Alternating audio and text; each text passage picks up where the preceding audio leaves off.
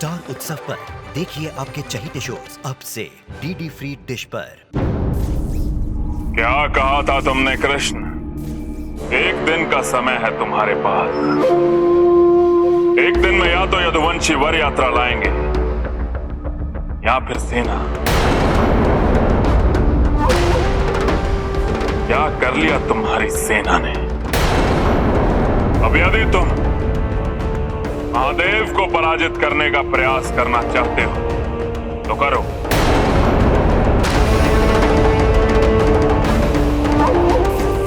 किंतु ये युद्ध तो असुर पहले ही जीत चुके हैं। बाणासुर! यूं चीख कर अपनी ऊर्जा व्यर्थ ना करो बलराम। पराजय का शौक सहन करने में तुम्हें सबसे अधिक इसी की आवश्यकता पड़ेगी। दाव, यहां से युद्ध मेरा है।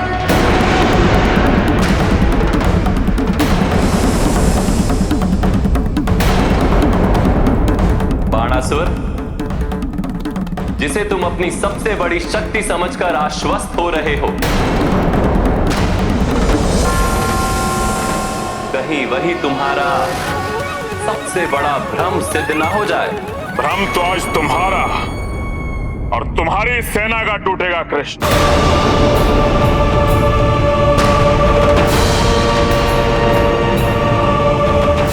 जब मेरी विजय होगी और मेरा वर्चस्व स्थापित होगा,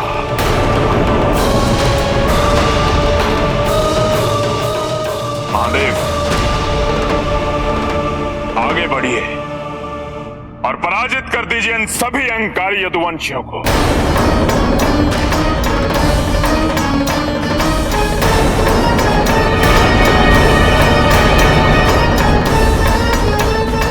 विशेष रूप से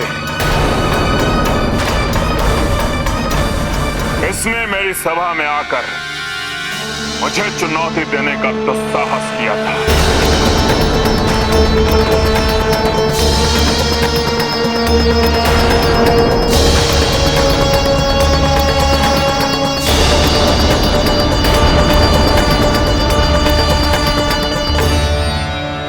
महादेव, ये युद्ध यदुवंशियों और बाणासुर के मध्य, इसमें आपका हस्तक्षेप उचित नहीं होगा। बाणासुर की रक्षा का वचन दिया है मैंने।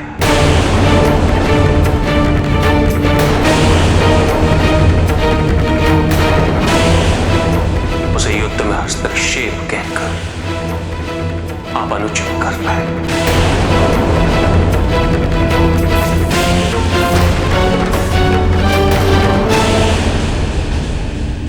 मैं आप पर आक्रमण नहीं करना चाहता हूं महादेव,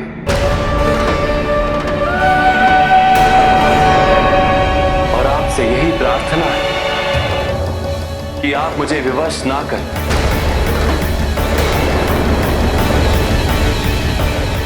विकल्प अब भी आपके समक्ष है। यदि विकल्प यह है कि मैं अपने वचन का परित्याग कर दूं, तो मुझे यह स्वीकार्य नहीं। आपका अंतिम निर्णय क्या है महादेव?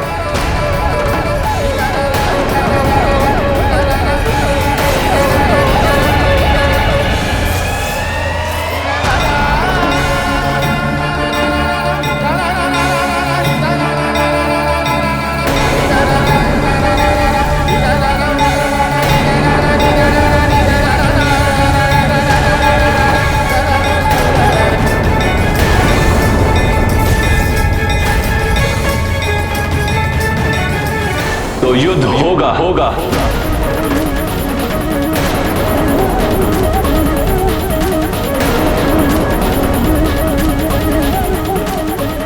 अवश्य होगा।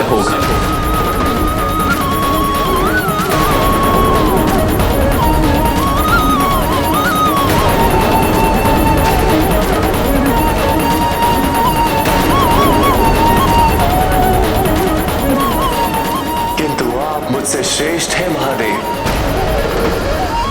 इसलिए युद्ध आरंभ करने से पूर्व मैं आपकी अनुमति मांगता हूं महादेव।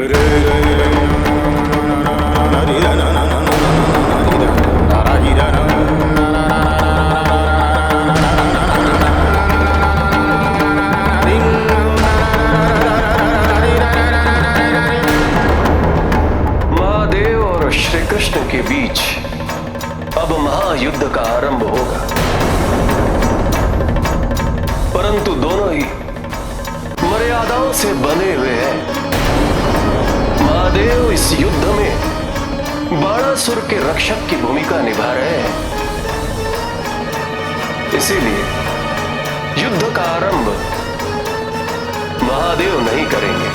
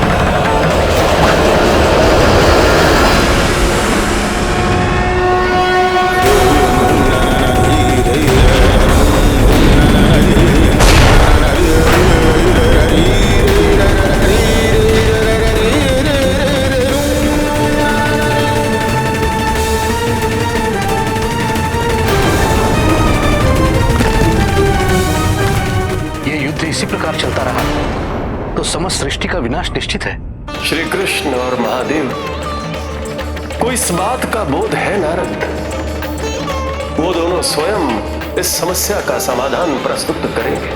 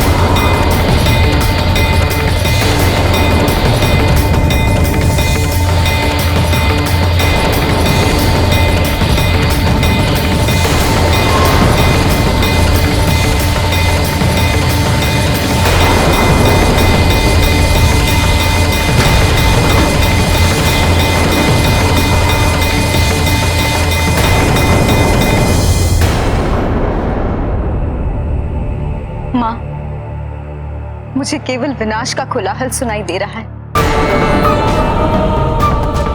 ये युद्ध कब समाप्त होगा? ये युद्ध कोई साधारण युद्ध नहीं है उषा। अब इस युद्ध में श्री कृष्ण और महादेव आमने सामने हैं। कोई नहीं जानता कि ये युद्ध कब, कैसे और किस परिणाम पे समाप्त होगा।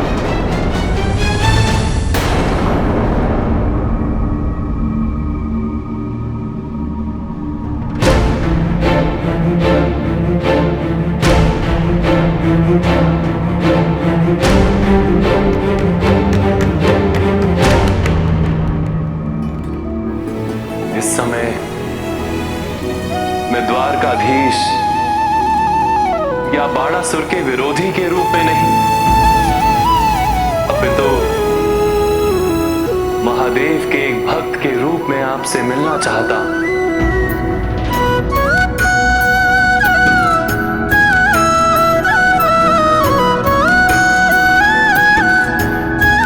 इस क्षण की प्रतीक्षा तो मुझे भी थी।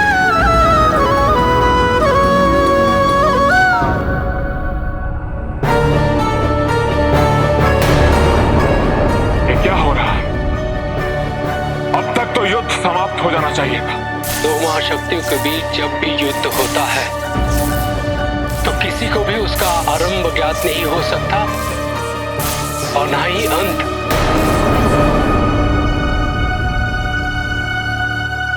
आपने बाणासुर की भक्ति से प्रसन्न होकर उसके उद्धार हेतु जो भी संभव था वो किया। उसे वरदान दिया, बल दिया, संरक्षण दिया। आप उसके साथ चौणितपुर में निवास करने आए, उसे पुत्री का सुख दिया उषा के रूप में। निरंतर उसका मार्गदर्शन किया है आपने। और अब केवल आप ही नहीं, आपके दोनों पुत्र और नंदी बाणासुर के संरक्षण हेतु इस युद्ध में सम्मिलित हो चुके हैं। मेरा निरंतर यही प्रयास था कि बाणासुर को अपनी भूल का बोध हो और अपनी क्षमताओं का ज्ञान हो। उसे यह ज्ञान हो कि वो अपनी शक्तियों को व्यर्थ कर रहा है। उसे यह ज्ञान हो कि अपने कुल की प्रतिष्ठा को बढ़ाने के लिए उसके पास सभी साधन उपलब्ध है। उसे तो केवल उचित उपयोग करना है। और जब उसने आपको निराश किया तब भी उसका समर्थन क्यों महादेव?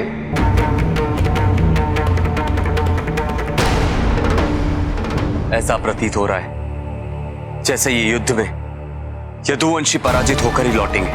नहीं अनिरुद्ध, ऐसा हो ही नहीं सकता कि कान्हा पराजित होकर लौटे।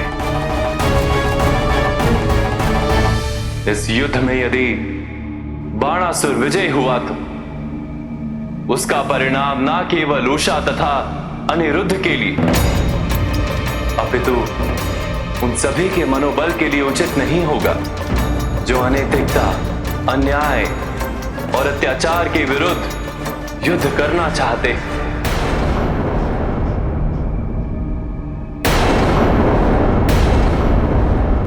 बाणासुर को दिए वचन से मेरा तात्पर्य उसे संरक्षण प्रदान करना है। उसकी जय और पराजय का माध्यम बनना नहीं। पर सत्य तो यही है, जिसे आपका संरक्षण प्राप्त होगा वो अजय।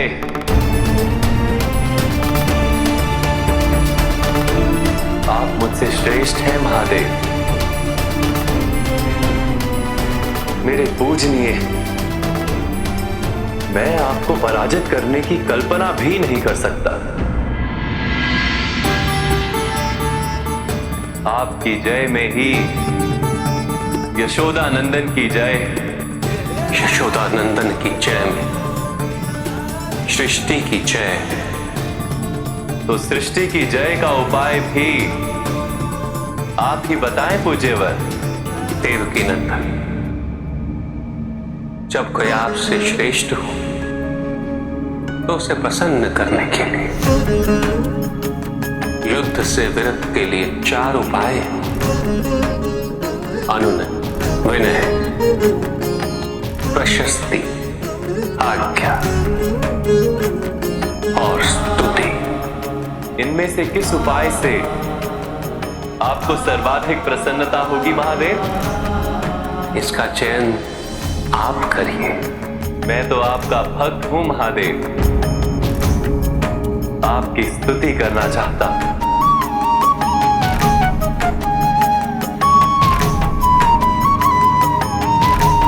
ओम नमः शिवाय, ओम नमः शिवाय।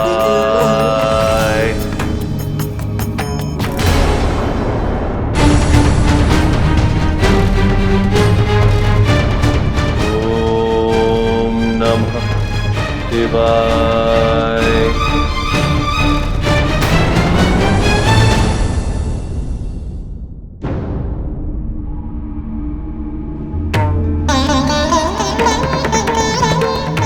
विकल्प केवल एक ही है, और ये बाणासुर के हित में ही है कि मैं इस युद्ध को समाप्त करने का उपाय बताऊं। और वो उपाय द्युम्नास्त्र।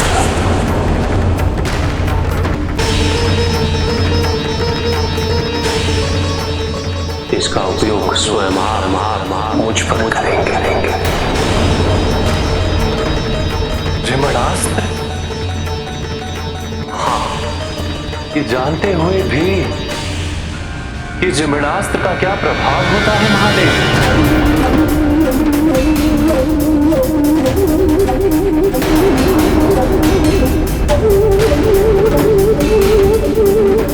उचित, अब हमें रणभूमि में लौटना चाहिए।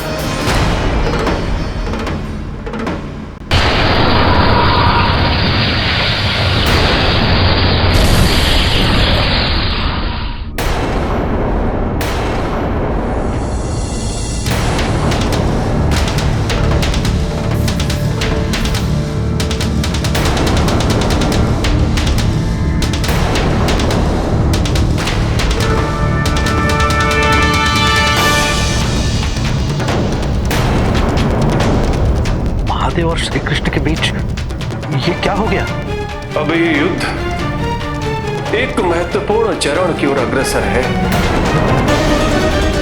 श्री कृष्ण अपने जरम्बणा अस्त्र से महादेव पर आक्रमण करेंगे नारद। किंतु ये अस्त्र तो श्री कृष्ण ऐसा कैसे कर सकते हैं? महादेव के निवेदन पर स्वयं महादेव ने श्री कृष्ण को ऐसा करने के लिए कहा है नारद। नारायण नारायण।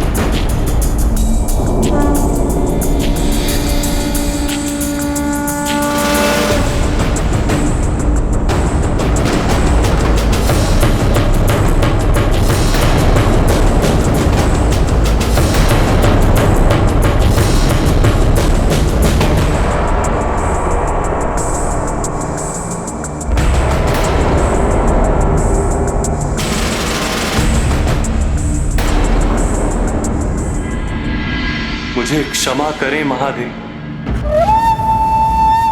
मैं जो भी कर रहा हूं आपके आदेश के अंतर्गत ही कर रहा हूं।